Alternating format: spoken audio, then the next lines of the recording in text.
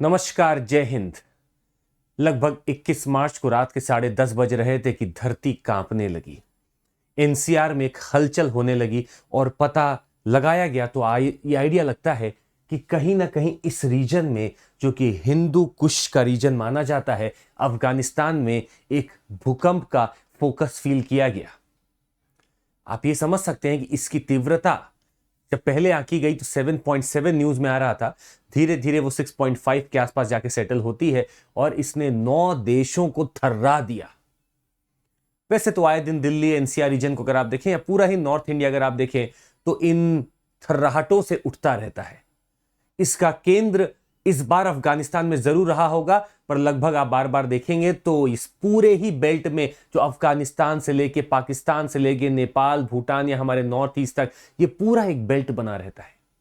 बार बार यहां पे कोई ना कोई झटके आते रहते हैं। आइए समझने की कोशिश करते हैं कि आखिर ऐसा क्यों हो रहा है और बार बार ये क्यों अर्थक्वेक्स आते रहते हैं। अभी का जो फोकस या अब एपिसेंटर बोला जाए तो ये पाया गया था अफगानिस्तान के हिंदू कुश के रीजन में। खैर, अगर आप इस रीजन को आराम से देखने की कोशिश करें तो आप देख सकते हैं कि क्या डेंसिटी यहां पे बढ़ रही है और इस जगह पे आके मिल रही है। पूरे डेंस सब कुछ भर रहे हैं, सारे माउंटेन्स है जो भी है यहां भर रहे हैं। ये इंडियन टेक्टोनिक प्लेट और यूरेशियन, या अगर उसका कहीं और टेक्निकल नाम भी देखा जाए तिब्बतन प्लेट, इन सब से संबंध रखता है। ये इंडियन प्लेट है जो लगातार कोशिश कर रही है इस यूरेशियन प्लेट के अंदर घुसने की। ये इंडियन प्लेट है जो बार बार कोशिश करे कि इस यूरेशियन प्लेट के अंदर घुसे, पर चूंकि यूरेशियन प्लेट आज से नहीं बहुत पहले से है और इंडियन प्लेट उसके सामने कहीं ना कहीं थोड़ा सा छोटी पड़ जाती है, यूरेशियन प्लेट अपना स्थिर है। अब उसमें बार बार अगर इंडियन प्लेट धक्का देती है अंदर, तो इंडियन प्लेट में एक बेंड तो आया जिसको थोड़ा सा नीचे बेंड करके ले गया और बीच का जितना सेडिमेंट था सब ऊपर उठ चुका है। परंतु इतना ही नहीं, अब ये बार बार जब पुश कर रहा है, बार बार जब पुश कर रहा है, तो एनर्जी कहां स्टोर होगी? वो एनर्जी इन्हीं रॉक्स में, इन्हीं पत्थरों में, जो कि इस पूरे माउंटेन के है, स्टोर रहती है बहुत भीतर तक। और एक ऐसा समय आता है कि जरा सा धक्का और लगता है कि कुछ टूटता है, कुछ बिखरता है और ये एनर्जी शैटर होती है। इसी को हम फील करते हैं एक डीप फोकस के साथ। ये तो इंटरमीडिएट फोकस पे आया था, एक ऐसा फोकस जहां से एनर्जी वेव चारों तरफ चलेंगी और हो सकता है हमारे एपिसेंटर पे सबसे ज्यादा तबाही मचा दे। और इसीलिए अफगानिस्तान में कुछ बिल्डिंग्स भी कोलैप्स किए, कुछ लोगों की मौतों की भी खबर आ रही है, पाकिस्तान से भी खबर आ रही है। परंतु ये एक दिन की या एक बार की बात नहीं है, ये बार बार होता रहता है। अर्थक्वेक को पहले डिटेक्ट नहीं किया जा सकता। कुछ प्रोफेसर्स का तो यह भी मानना है कि अच्छा है कि ये बार बार एनर्जी रिलीज होती रह रही है, क्योंकि अगर ये एनर्जी रिलीज नहीं होती गई तो इतनी ज्यादा यहां पे एनर्जी कलेक्ट हो जाएगी कि एकाएक बस विस्फोट होगा जिसको कोई नहीं सह पाएगा। ये बार बार एनर्जी रिलीज होती रहती है, इससे कम से कम हम बचे हुए हैं कि कुछ जगह कुछ घटनाएं हो तो जाती हैं, उसको हम लोग रोकने की कोशिश भी करें, परंतु ये चीज अगर हो रही है तो शायद इस यहां पे जो सिविलाइजेशन एग्जिस्ट कर रहा है उसके लिए फिर भी ठीक है। अगर ये एनर्जी बार बार नहीं निकली और एकाएक निकली तो तबाही के अलावा और कुछ नहीं बचेगा यहां पे, ये कहना है कुछ साइंटिस्ट्स का। ये एपिसेंटर आप देख सकते हैं, यहां पे एपिसेंटर है इसका। क्या आगे बढ़ते हो, समझने की कोशिश करते हैं। अब देख सकते हैं कि ये इंडियन प्लेट है हमारी, ये इंडियन प्लेट है जो कि अंदर जाने की कोशिश कर रही है इस यूरेशियन प्लेट के। पूरा यहां से लेके आप देख सकते हैं कि पूरा लाइन बना हुआ है, आप आराम से देख सकते हैं।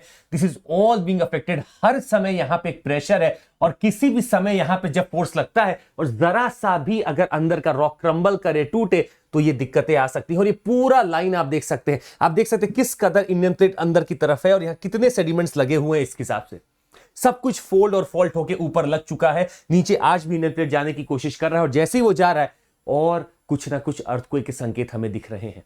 And this is happening almost all the time as this plate is still pushing inside. ये आज भी अंदर की तरफ पुश कर रहा है। कहा जा रहा है, अगर आप अपने देश या इंडियन प्लेट को अगर आप देखें और उसके साथ साथ एक मैपिंग का सोचें, तो भारत में कुल मिला के 4 जोन हमें दिखते हैं जो कि अर्थक्वेक के लिए बनाए गए हैं, या यहां पे अर्थक्वेक वल्नरेबिलिटी बहुत दिखती है। जोन 5 जो कि आप देखेंगे लाल कलर से है, ये वो जोन है जिसके सबसे बड़ी आशंका है कि यहां जरा सा भी अगर गलती होगी तो भारी तबाही हो सकती है। आप ऑरेंज जोन देख सकते हैं जहां पे इससे कम होगा, आप येलो जोन देख सकते हैं जो और कम होगा, और फिर आपका ब्लू जोन है जो कि जोन 2 है। आप देख सकते हैं प्लेटू वाला पार्ट है और थोड़ा यहां पे पार्ट है जो कि थोड़ा स्टेबल माना जाता है। पर जोन 5 और जोन 4 तो ऐसा है जहां पे लगभग जरा सा झटका और चीजें खराब हो सकती है, और यहां पे झटके आने के सारे रीजंस भी बने हुए हैं, क्योंकि ये वही रीजन है जो इसके आसपास लाई कर रहा है, जो हमारा बना हुआ था बॉर्डर इंडियन प्लेट का यूरेशियन प्लेट से, और बार बार यहां पे अर्थक्वेक आएगा। तो इस सबका आंसर प्लेट टेक्टोनिक्स में है। खैर, अगर आप ये समझ गए तो थोड़ा सा और इसके ऊपर बात करनी पड़ेगी। लेट्स अंडरस्टैंड कि ये मेरा हिंदू कुश वाला रीजन है, ये मेरा हिंदू कुश वाला रीजन है, ये भारत का प्लेट है जो अंदर जा रहा था, इस जगह सारे इकट्ठे होते हैं और ये हिंदू कुश वाला रीजन है। खैर, अगर आप इतिहास देखें तो हिंदू कुश नाम क्यों पड़ा, इसके अलग अलग रीजंस भी आते हैं, पर एक बात तो तय है कि कहीं ना कहीं इतिहास में वहां पे कहा जाता है कि एक समय ऐसा था कि जब वहां हिंदूज को बहुत एट्रोसिटीज उनके ऊपर की गई थी, मारा गया था, और इसीलिए शायद कुछ लोगों ने वहां पे इसका नाम हिंदू कुश रखा है दिखाने के लिए। उसका नाम भी बड़ा पेचीदा है, अगर आप इंग्लिश में भी पढ़ेंगे तो आज भी इसका नाम वहां पे हिंदू कुशी रखा गया है। यहीं से लगभग इन्वेडर्स लोग भी निकलते थे जो कि भारत में आते थे, ये इन्वेजन का रास्ता भी बनता था, यही वो हिंदू कुश है। हिंदू कुश की लोकेशन अगर आप देखें तो इंदस रिवर के वेस्ट में आप कह सकते हैं, इंदस रिवर जो कि निकल रही है फिर जाके पाकिस्तान से, इसके वेस्ट में आप देखेंगे तो आपको हिंदू कुश दिखेगा। This is the Hindu Kush mountain. खैर, आप इसमें और बेहतरीन तरीके से देख सकते हैं कि हिंदू कुश है और ये आके जुड़ रहा है आपका पामीर नॉट में। ये वही पामीर नॉट है जिससे सारे माउंटेन रेंज निकलते हैं, और ये इसका कच्चा चिट्ठा लेके बैठा हुआ है। ये पामीर नॉट है जिसे तिएन शान है, यहाँ अलाई माउंटेन्स है, ये हिंदू कुश है, ये हिमालय है, ये काराकोरम है, कुल्लून शान है, ये सब यहां से निकलते हैं पामीर नॉट से। तो रीजन तो बड़ा पेचीदा है, और यहाँ पे डेंस इतनी है, यहाँ पे इतना ज्यादा सब मिला हो रहा है इन सब माउंटेन्स का, और कहीं ना कहीं कन्वर्जेंस जोन की वजह से, और ये आपका कॉन्टिनेंटल कन्वर्जेंस की वजह से बार बार आशंकाएं हैं कि यहां पे अर्थक्वेक आता रहता है। खैर, हर साल हर समय हमारा इंडियन प्लेट यूरेशियन प्लेट के भीतर तो घुस रहा है। अब आपसे एक बात हम यहां पे जानना चाहेंगे, जिसको नीचे आप कमेंट करके बताएंगे कि ऐसा आखिर क्यों है कि ये कन्वर्जेंस तो हो रहा है इंडियन प्लेट का और यूरेशियन प्लेट का, पर यहां पे हमें वोल्केनोज नहीं दिखते। ऐसा क्या रीजन है कि हमें यहां पे वोल्केनोज नहीं दिखते? नीचे कमेंट करके जरूर बताइएगा। और दूसरा, आपको हम ये भी बता दें कि अर्थक्वेक को पहले डिटेक्ट नहीं किया जा सकता है, परंतु अर्ली वार्निंग सेंटर्स लगाए जाते हैं, ताकि अगर एक भाग में अर्थक्वेक तुरंत डिटेक्ट हुआ तो सेकंड्स में आप लोगों को बता दें कि देखिए ये अर्थक्वेक यहां पे आया है, ताकि लोग अपने घरों से निकल सकें और कुछ सेफ स्थान पे पहुंच सकें। ऐसा कभी भी हो तो खुले स्थान की तरफ हमें जाना चाहिए। अपने सर को बचाने के लिए जरूर टेबल के नीचे या फिर कोई ऐसी चीज रख ले जिससे हमारा सर बच सके, और हमें लिफ्ट और इन सब चीजों का प्रयोग नहीं करना चाहिए।